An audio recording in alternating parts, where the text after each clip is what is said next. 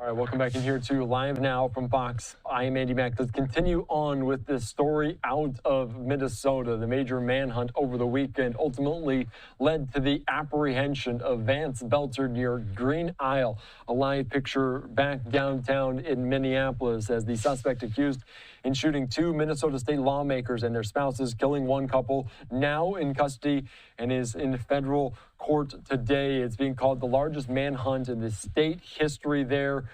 So we're going to be joined right now by Fox 9's So-Young Kim on the ground in the Twin Cities. Thank you so much for joining us here on Live Now from Fox. What can you tell us about this investigation and some of the charges today? Andy, as you know, it's been an absolutely devastating roughly 48 hours. Federal prosecutors once again calling it a political assassination, echoing the words of Governor Tim Walz used previously. But officials also say it's too early to speculate on a motive at this time. First, this is a community and state in mourning, so we do want to start by honoring the victims who you're seeing there. Representative Melissa Hortman and her husband Mark, who were killed, and Senator John Hoffman and his wife Yvette, who are recovering from multiple gunshot wounds and are expected to survive.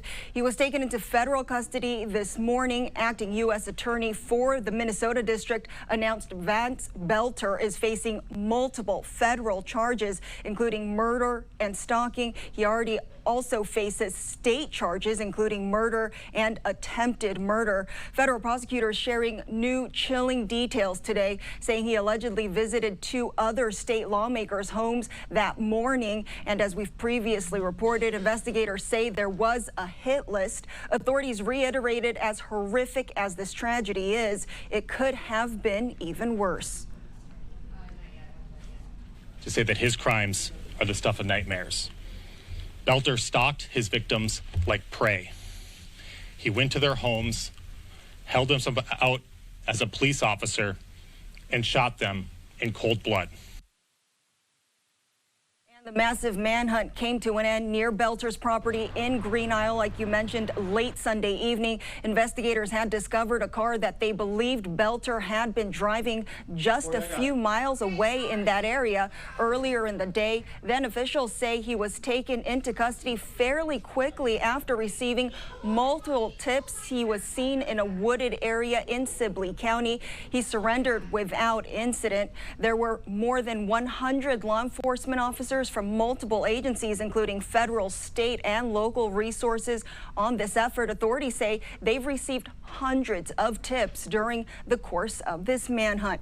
And perhaps the scariest part of this tragedy may be over, but now there's a long journey ahead of healing and recovery, and of course, as well as this case plays out in court. The next hearing is scheduled for June 27th, and he will be held until then. Andy, back to you. All right, thank you so much. It's so very interesting, and there's so many complex details to this case, including the manifesto, the impact of him getting from Brooklyn Park down to Green Isle, and then also the fact that he texted his family saying, quote, "Dad went to war last night, didn't want to reveal details to implicate his family." Can you speak more to that? How much did the family know? Because we also know there was a traffic stop, including his wife, in between the fact that they were still looking for him and the apprehension. Can you get into that a little bit?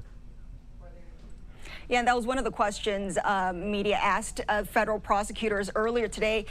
Was he getting help? How much help? You're referring to that traffic stop where his wife was pulled over and interviewed, but she wasn't detained. They did find cash, passport, and some weapons in that car. So that is a big piece of this investigation that federal prosecutors and state prosecutors will be looking at closely. And of course, he's facing those murder charges, but also stalking charges, as he had that manifesto of sorts, the list of names that included other Democratic lawmakers. Can you talk about the security at all for the likes of Tim Walz? We heard Fox 9 speak to Tina Smith, Amy Klobuchar over the weekend talking about their security. Are they still having enhanced presence around these individuals at this time, despite the apprehension of Vance Boelter?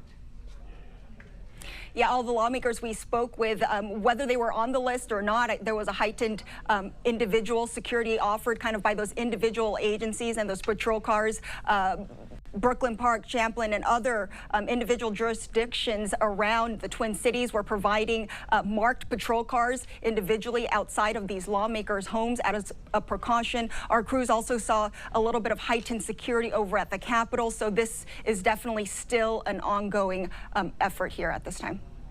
All right, thank you so much. So Young Kim there in Minnesota and Minneapolis, as it is a complex case, but we're glad it came to that conclusion last night, and we'll see what's to come next. Thanks again for joining us here on Live Now from Fox.